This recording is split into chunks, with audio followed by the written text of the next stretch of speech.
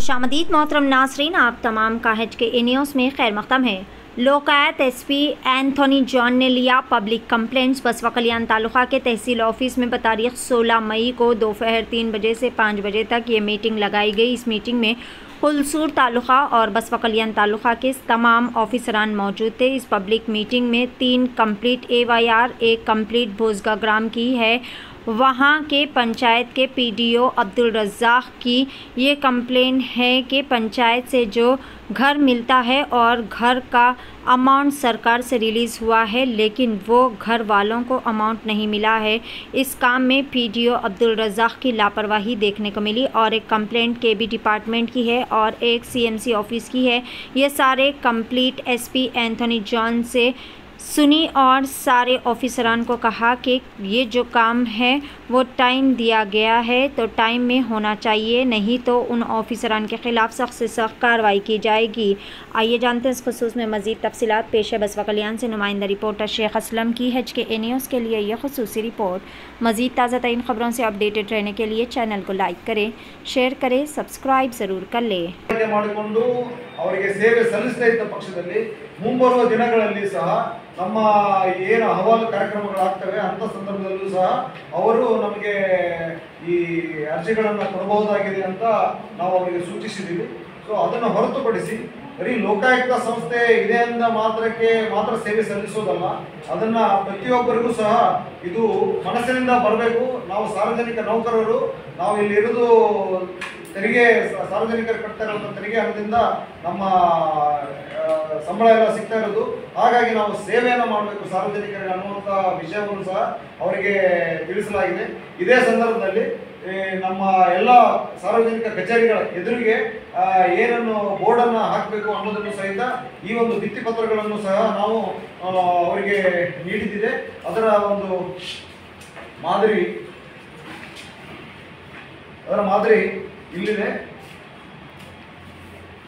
ಪ್ರತಿಯೊಂದು ಕಚೇರಿಗಳಲ್ಲಿ ಇದು ಸ್ಟಿಕ್ ಮಾಡಬಹುದು.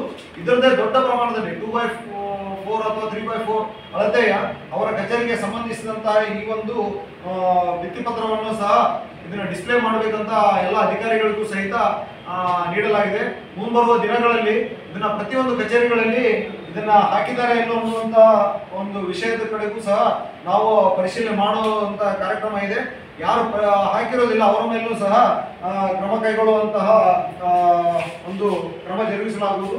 ಸೊ ಅದನ್ನು ಹೊರತುಪಡಿಸಿ ನಿಮ್ಮ ಮುಖಾಂತರ, ಮಾಧ್ಯಮದ ಮುಖಾಂತರ ನಾನು ಸಾರ್ವಜನಿಕರಲ್ಲಿ ಏನು ಕೇಳ್ಕೊಳ್ಳೋದು ಅಂತ ಹೇಳಿದ್ರೆ, ನಿಮಗೇನಾದರೂ ಸಾರ್ವಜನಿಕ ಕಚೇರಿಗಳಲ್ಲಿ ಹೋದಾಗ ಯಾವುದಾದ್ರೂ ಸಮಸ್ಯೆಗಳುಂಟಾದಲ್ಲಿ ಅಥವಾ ಯಾರಾದರೂ ನಿಮಗೆ ಹಣವನ್ನ ಕೇಳಿದಾಗ ಅಥವಾ ಹಣವನ್ನಾಗ್ಬೋದು ಅಥವಾ ಬೇರೆ ಯಾವುದೇ ರೀತಿಯಿಂದ ಕರ್ತವ್ಯ ನೀವು ನಿರ್ವಹಿಸಲಿಕ್ಕೆ ನಿಮಗೆ ಒಂದು ಇದನ್ನ ಬೇಡಿಕೆ ಇಟ್ಟಲ್ಲಿ ನೀವು ಅದನ್ನ ಈ ಕುರಿತಾಗಿ ಅದನ್ನ ರೆಕಾರ್ಡ್ ಮಾಡಿಕೊಂಡು ನಮ್ಮ ಲೋಕಾಯುಕ್ತ ಕಚೇರಿಗೆ ಈ ಕುರಿತು ದೂರು ಕೊಟ್ಟಲ್ಲಿ ನಾವು ಅಂಥವರ ವಿರುದ್ಧ ಕ್ರಮ ಕೈಗೊಳ್ಳಿಕ್ಕೆ ಇದು ಅನುಕೂಲ ಆಗ್ತದೆ ಅನ್ನುವಂಥ ವಿಚಾರವನ್ನ ತಮ್ಮ ಮೂಲಕ ನಾನು ತಿಳಿಸಲಿಕ್ಕೆ ಇಷ್ಟಪಡ್ತಾನೆ. ಅದೇ ರೀತಿ ಸುಮಾರು ಸರ್ಕಾರಿ ಹಣವನ್ನ ದುರ್ಬಳಕೆ ಮಾಡಿಕೊಂಡಂತಹ ಪ್ರಕರಣಗಳು ಇರ್ತವೆ. ಸರ್ಕಾರಿ ಹಣವನ್ನ, ಸರ್ಕಾರಿ ಜಾಗಿಯನ್ನ, ಸರ್ಕಾರಿ ಆಸ್ತಿ ಪಾಸ್ತಿಯನ್ನ ತಮ್ಮ ಸ್ವತಃ ಕೆಲಸಕ್ಕಾಗಿ ಅಥವಾ ತನ್ನ ಸ್ವ ಹಿತಾಸಕ್ತಿಗಾಗಿ ಬೇರೆಯವರಿಗೆ ಅದನ್ನ ಮಾಡಿಕೊಟ್ಟ ಉದಾಹರಣೆಗಳಿರ್ತವೆ.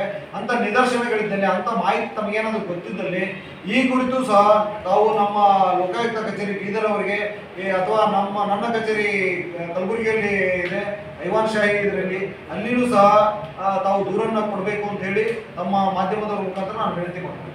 ನಮ್ಗೆ ರೀಚ್ ಆಗ್ಲಿಕ್ಕೆ ಸ್ವಲ್ಪ ಹಳ್ಳಿ ಜನರಿಗೆ ಸ್ವಲ್ಪ ಸಮಸ್ಯೆ ಆಗ್ತದೆ ಸರ್. ಈಗ ಪ್ರತಿಯೊಂದು ಕಡ್ಡಾಯವಾಗಿ ಭ್ರಷ್ಟಾಚಾರ ತಡೆ ಸಲುವಾಗಿ ಏನಾದರೂ ಪೋಸ್ಟರ್ ಇದೆ ಅಲ್ಲಿ, ಪೋಸ್ಟರು ಪ್ರತಿಯೊಂದು ಕಚೇರಿಯಲ್ಲಿ ಇಲ್ಲ ಇದೆ.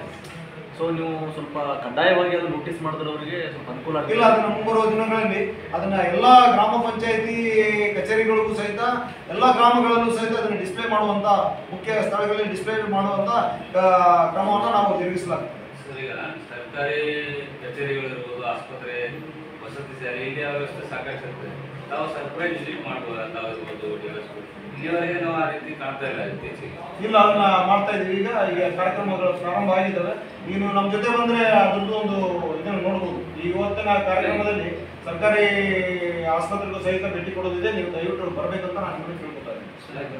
ಶಾಂತರವಾಗಿ ಈ ರೀತಿ ನಡೆದರೆ ಒಂದು ಸ್ವಲ್ಪ ಅವರು ಅಲರ್ಟ್ ಆಗಿರ್ತಾರೆ. ಎಸ್ ಸರ್, ಈಗ ಸಾರ್ವಜನಿಕರಲ್ಲಿ ಲೋಕಾಯುಕ್ತ ಅಂದರೆ ಬರೀ ದುಡ್ಡಿನ ವಿಷಯದಲ್ಲಿ ಇರುತ್ತೆ. ಲೋಕಾಯುಕ್ತ ಬರೀ ದುಡ್ಡು ಯಾರು ಹಗರಣ ಮಾಡ್ತಾರೆ ಅವ್ರಿಗೆ ಮಾತನಾಡಿದ್ದಾರೆ. ಇಂಥ ಸಮಸ್ಯೆಗಳನ್ನ ಕೇಳಲ್ಲ ಅಂತ ಜನರ ತಲೆಯಲ್ಲಿದೆ ಸರ್. ಅದ್ರ ಬಗ್ಗೆ ಅವ್ರಿಗೆ ಹೆಂಗೆ ರೀಚ್ ಆಗ್ತದೆ ಸರ್? ಇವತ್ತಿನ ಕಾರ್ಯಕ್ರಮ ನೋಡಿದಾಗ ನಿಮ್ಗೆ ಏನು ಅನಿಸ್ತು ಸರ್? ಇವಾಗ ಬಂದಿದ್ದಾರೆ ಸರ್ ಕೆಲವೊಂದು ಕಡೆ. ಅಂದರೆ ಇವಾಗ ಹಳ್ಳಿಗಳ ಜನ ಅಂದರೆ ಟಿ ವಿಯಲ್ಲಿ ನಾವು ನೋಡ್ತೀವಿ, ಲೋಕಾಯುಕ್ತರು ದುಡ್ಡನ್ನ ಹಿಡಿದ್ರು ಇಷ್ಟೇ ನೋಡೋದು. ಅಂದರೆ ಈ ಥರ ಸಮಸ್ಯೆಗಳನ್ನು ಬಗೆಹರಿಸಿಲ್ಲ, ಈ ಥರ ಅಂತ ಸಮಸ್ಯೆಗಳು ಆ ಥರ ಹೆಂಗೆ ರೀಚ್ ಆಗ್ತೀವಿ ಸರ್? ಅದೇ ಇಂಥ ಕಾರ್ಯಕ್ರಮಗಳನ್ನ ದಿನ ಮಾಡ್ತಾ ಇದ್ದೀವಿ. ಆಮೇಲೆ ಪ್ರತಿದಿನ ನಾವು ಅದರದ್ದು ನೀವು ನೋಡ್ತಾ ಇರ್ಬೋದು ಟಿವಿ ಮಾಧ್ಯಮಗಳಲ್ಲಿ ನಾವೇನಾದ್ರು ಮಾಡಿದ್ರು ಸಹಿತ ಹೆಚ್ಚಿನ ಪಬ್ಲಿಸಿಟಿ ಮಾಧ್ಯಮದ ಮುಖಾಂತರ ನಾವು ಮಾಡಲಿಕ್ಕೆ, ಅಂದರೆ ಪಬ್ಲಿಕ್ ರೀಚ್ ಆಗಲಿಕ್ಕೆ ಈ ನೀವು ಹೇಳಿದಂಗೆ ಈ ರೀತಿ ಕಾರ್ಯಕ್ರಮಗಳು, ಒಂದು ಸಭೆಗಳು, ಮತ್ತೆ ಮೇಲೆ ಮೇಲೆ ಕಚೇರಿಗಳು, ಒಬ್ಬರು ಸಹೋದರರು ಹೇಳಿದ್ರು ಕಚೇರಿಗಳಿಗೆ ನೀವು ಭೇಟಿ ಕೊಡಬೇಕು ಜಾಸ್ತಿ ಅಂತ. ಮುಂದೆ ಬರುವ ದಿನಗಳಲ್ಲಿ ಅದು ಆಗ್ತದೆ. ಸೊ ಅದನ್ನ ಕಾರ್ಯಕ್ರಮಗಳು ನಮ್ಮ ಲೋಕಾಯುಕ್ತವರು ಮತ್ತು ಉಪಲೋಕಾಯುಕ್ತವರು ನಿರ್ದೇಶನಗಳಿದ್ದಾವೆ. ಅದಕ್ಕೆ ಆದಂಥ 26 ಪಾಯಿಂಟ್ನ ಅವರು ನಮಗೆ ನೀಡಿದ್ದಿದೆ. ಆ ಒಂದು ಅಂಶಗಳಡಿಯಲ್ಲಿ ನಾವು ಹೆಚ್ಚು ಕಚೇರಿಗಳಿಗೆ ಸರ್ಪ್ರೈಸ್ ಭೇಟಿ ನೀಡುವಂಥ ಕಾರ್ಯಕ್ರಮವೂ ಇದೆ. ಸೊ ಅದು ನಡೀತಾ ಇದೆ. ಮುಂಬರುವ ದಿನಗಳಲ್ಲಿ ಇನ್ನೂ ಹೆಚ್ಚಿನ ಪ್ರಮಾಣದಲ್ಲಿ ತಾವು ಹೇಳದಂಗೆ ಹೆಚ್ಚಿನ ಪ್ರಮಾಣದಲ್ಲಿ ಅದನ್ನ ನಾವು ಕ್ರಮ ಕೈಗೊಳ್ತೇವೆ.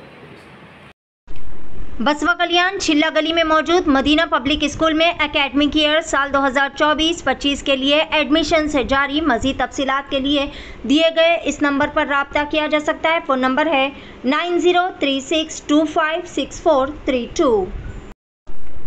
बसवा कल्याण नारायणपुर रोड पर मौजूद नोबल पब्लिक स्कूल में एकेडमिक ईयर साल 2024-25 के लिए नर्सरी टू 10th क्लास के लिए एडमिशन से जारी। मज़ीद तफसीलात के लिए दिए गए इस नंबर पर रब्ता किया जा सकता है। फ़ोन नंबर है 9986791928।